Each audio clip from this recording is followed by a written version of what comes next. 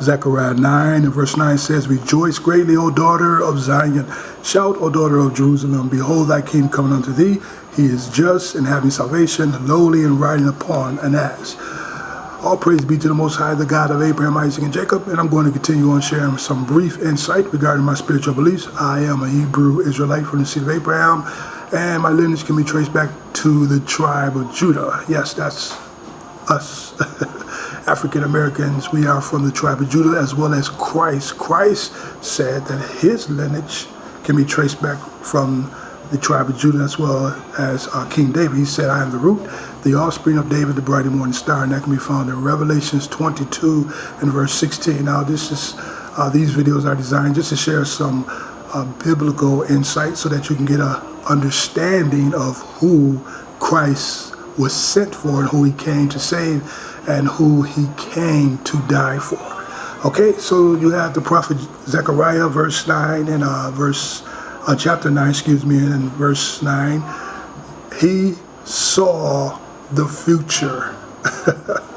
The Most High only revealed his word to the prophet. He spoke to the prophets, which is the Tanakh, and they wrote what he said that was going to occur when in its seasons.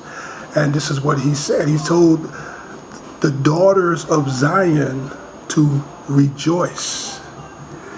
He even said, shout loud. Shout, O daughters of Jerusalem. Those were the people that was residing over there. He said, Behold, thy king coming unto thee, and he is just, having salvation, lowly, and riding upon an ass. So this time, the king that the Jews are going to see is not going to be like the former prophets or kings in the Old Testament. All of them just about were not haughty, but exalted, and pretty much were fair looking, looking like a king, as one describes a king. But when Christ came on the scene, he chose not to exalt himself. He chose to come just and lowly and riding upon an ass, according to Zechariah chapter 9 and verse 9. And now I'm going to show you through the scriptures who he was sent for. Go to Matthew 15 and verse 24. Okay? Matthew 15 and verse 24. I'm going to read it from the King James Bible. See? Right here. You got it? I am not sent but unto the lost sheep of the house of Israel. See?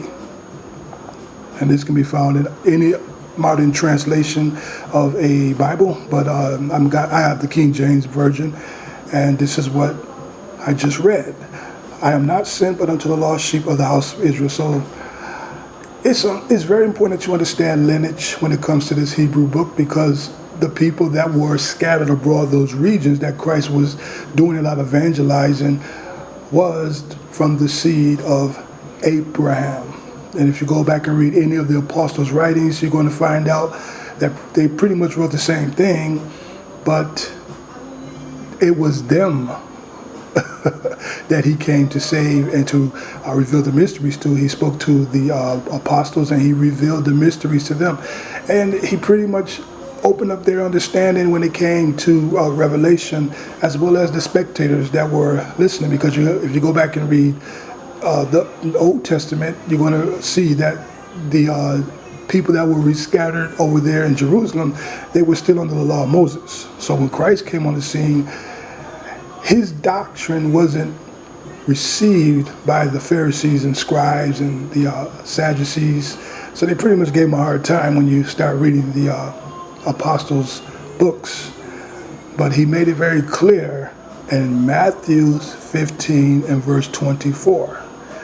I am not sent but unto the lost sheep of the house of Israel.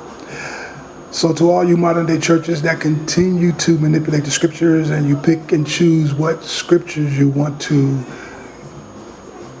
throw out there, if I can use that term, to your congregation, you better be very careful, because you're going to be held accountable for what you say and how you discern this book. Because Matthew, I'm going to say it again, Matthew 15 and verse 24, it says, I am not sent but unto the lost sheep of the house of Israel. Now, who was or who is the house of Israel during that time? Well, like if you go back and if you have been viewing my videos, I was explaining very briefly that Israel was no longer a one nation. It became two nations. You had the nation of Israel, then you had the nation of Judah. Judah is the tribe, well, was the tribe that the Most High chose to send his son Christ to redeem them, and they're known as the lost sheep of the house of Israel. Shalom.